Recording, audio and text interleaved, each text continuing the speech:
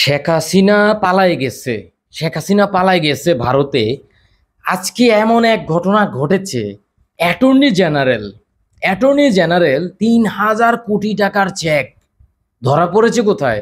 তাও আবার এই যে শিক্ষার্থীরা রাস্তায় ট্রাফিকের দায়িত্ব পালন করছে, তখন একটা গাড়ি যাচ্ছিল, ঔষধের গাড়ি, অর্থাৎ জরুরি ভিত্তিতে যে গাড়িগুলো আমরা দেখি যেটা দিয়ে ওষুধ সরবরাহ করা হয়, এই গাড়িতে ৩,০০০ কোটি টাকার চেক। পাশে মানে অ্যাটর্নি জেনারেলের ছবি, ক্রেস্ট, আরো হাবিজাবি আরো অন্য কিছু।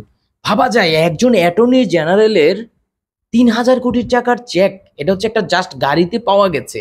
তাহলে এই অ্যাটর্নি জেনারেল যতদিন দায়িত্ব পালন করেছে ততদিন কি পরিমাণ অবৈধ অর্থ অর্জন করেছে এবং তার অ্যাকাউন্টে, অথবা তাই সে কি পরিমাণ পাচার করেছে ভাবা যায়। সে কি ভেবেছিল কোনোদিন এই সরকারের পতন হবে? দেখেন, সরকারে থাকলে কি কত কোটি টাকা পাচার করা যায়, অথবা কত কোটি টাকা অর্জন করা যায় অবৈধভাবে। এই কারণেই তো মানে বল প্রয়োগ করে দমিয়ে যেভাবেও ক্ষমতায় থাকতে হবে শেখ হাসিনার। মানে সরকারের রাষ্ট্রপক্ষের যে আইনজীবী অ্যাটর্নি জেনারেল, ভাবা যায়।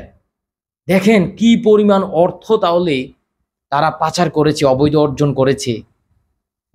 আমি ভাবতে পারছি না আসলে, আমি এটা কি বলবো। ৩,০০০ কোটি টাকার চেক জাস্ট একটা গাড়িতে পাওয়া গেছে। তাহলে তার কি পরিমাণ অর্থ আছে তার অ্যাকাউন্টে, কি পরিমাণ পাচার করেছে। এই সরকারকে যারা আওয়ামী লীগ এখনো সমর্থন দিচ্ছেন, অথবা শেখ হাসিনাকে নিয়ে আসার জন্য হাউমাউ করে কান্না করছেন, আপনারা একটু থামুন, একটাবার চিন্তা করুন। দেশের ৩,০০০ কোটি টাকা তারা হচ্ছে একটা গাড়িতে করে, একটা গাড়িতে একটা চেক রেখেছে। আপনি সত্যিকার অর্থে যদি আপনি আওয়ামী সমর্থক হন, আপনি অবশ্যই তাদেরকে সাপোর্ট করবেন, তাদের বিচার চাইবেন আপনারা। ছি, এটা আমি ভাবতে পারছি না যে ৩,০০০ কোটি টাকা। ওহ ভাই, এগুলো আপনার কিভাবে এগুলো নিবেন ভাই? আমি আমার বিএনপি আওয়ামী লীগ কিছুই করি না, আমি পুরোটা বাংলাদেশ। কিন্তু আমি একবার চিন্তা করতে পারতেছি না যে কিভাবে ৩,০০০ কোটি টাকা একটা গাড়ির, সিম্পল একটা গাড়িতে করে নিয়ে যেতেছে তারা। তাহলে কি পরিমাণ টাকা যতদিন ছিল, ততদিন তারা কি পরিমাণ টাকা। ওফ ভাই, আমার সাধারণ মাথায় এগুলো ধরে না।